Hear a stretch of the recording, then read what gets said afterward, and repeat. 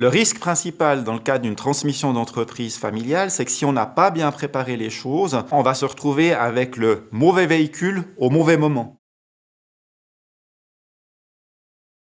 Ça va induire une charge d'impôt qui est bien plus importante que si on prépare les choses et que l'on définit d'abord quel est le véhicule qui va être transmis et à qui. Et si on anticipe bien cela, 4-5 ans à l'avance, on peut réduire sensiblement la charge fiscale qui permet aussi à la génération suivante de pouvoir poursuivre l'entreprise et à la génération qui transmet le témoin de profiter du travail qu'elle a fourni et de ne pas le verser à l'État. Les points importants sont d'ordre juridique et fiscaux. Sous l'angle juridique, il y a des règles en matière successorale qui prévoient quelle est la partie de sa fortune dans l'entreprise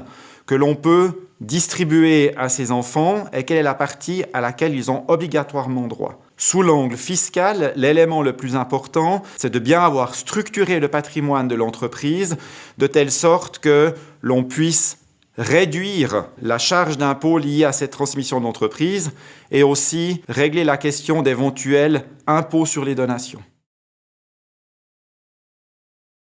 Pour les petites entreprises qui sont en entreprise individuelle, la première question qu'il faut se poser, c'est de savoir si on conserve cette entreprise individuelle ou si on la transforme en société anonyme ou en SARL. Si on veut le faire, il y a ensuite un délai de blocage de 5 ans pendant lequel, si on devait transmettre l'entreprise, eh bien, les réserves qu'on a accumulées durant toute la vie de l'entreprise seraient imposées. Si on veut la transmettre dans une forme de neutralité fiscale, eh bien, il vaut mieux anticiper 5 ans et transmettre une société anonyme plutôt qu'une entreprise individuelle.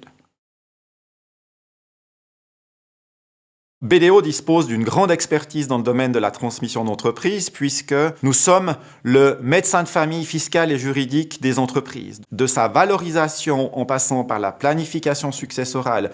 jusqu'à la gestion de la problématique au niveau fiscal, au sein de la même structure, vous avez un interlocuteur qui peut gérer la transmission de votre entreprise de A à Z.